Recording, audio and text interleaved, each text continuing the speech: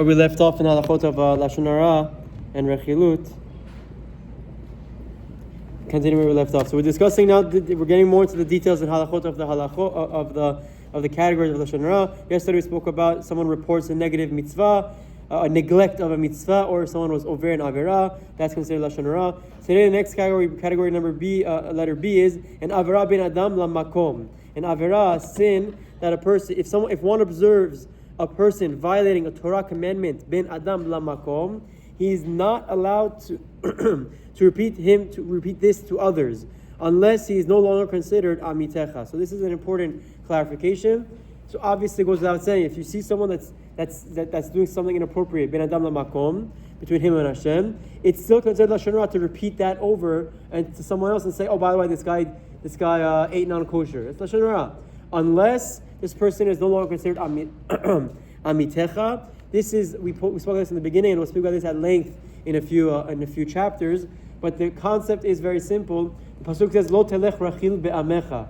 You cannot be a peddler amongst your nation. Amitecha. The halacha says only those who qualify themselves as part of your nation are obligated in the mitzvah or avera of don't speak negative lashon hara about them. So it's very important to understand that if someone removes himself from the nation, from the congregation, from amecha, from amitecha, he's no longer protected by this halacha for someone to not speak negatively about them. That's from the letter of the law. The Chafetz Chaim will speak at length later on that even if you're allowed to, halachically you should avoid because it's bad training, but that's what he's referring to. We'll speak about that in the more details of it later on. Category C is BeShogeg.